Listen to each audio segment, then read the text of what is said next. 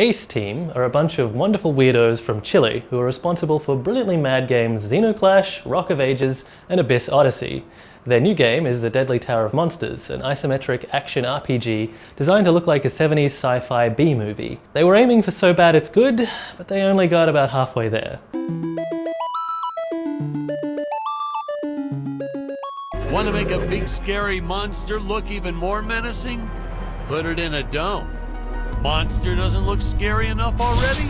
Put it in a dome. The idea here is that The Deadly Tower of Monsters is an old sci-fi movie from the 1970s. A poorly written, badly acted cheese fest with cheap sets and terrible special effects. You control one of the film's three protagonists, a spaceman, an alien princess, and a clunky robot, as they ascend the spectacularly vertical and ever-present Deadly Tower. But the real stars are the monsters themselves, vicious ape men in fake fur costumes, spot-on recreations of bad stop-motion dinosaurs, and spaceships that are kitchen appliances painted silver. You can even see the strings. The enemies have been skillfully made to look deliberately terrible to tremendous effect. The problem is that the developers think the real star of the game is the film's director, who was recording a commentary track for the DVD.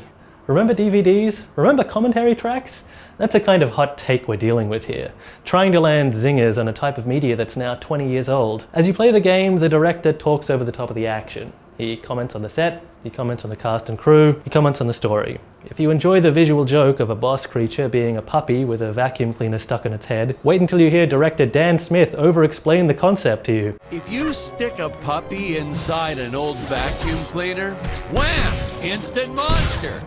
The voice actor does a solid enough Robert Evans impression, and some of the jokes land, but it's more exhausting than funny. And you better pray that you never die during the game's difficulty spike, so you're going to hear the same gags again and again. Beyond the meticulously recreated aesthetic and the quickly tiring commentary gimmick, there's not much to say about the actual game. It's an uninspired action platformer with some basic shooting involved. It all works, but it lacks precision, and it feels like the controls were just sort of thrown together on the first day, and nobody went back to fix them.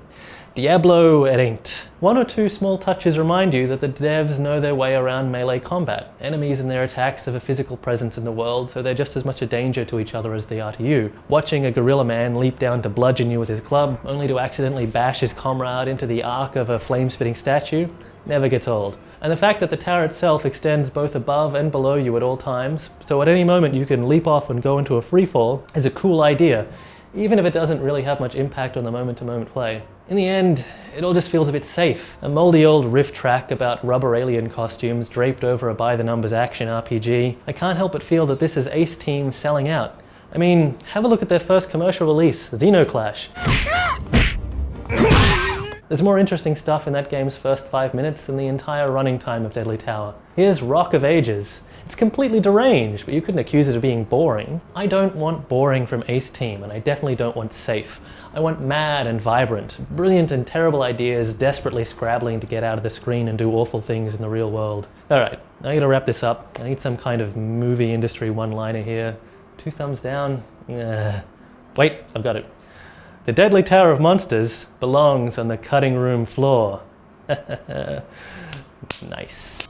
Oh, no, Patrick! You got the wrong footage again.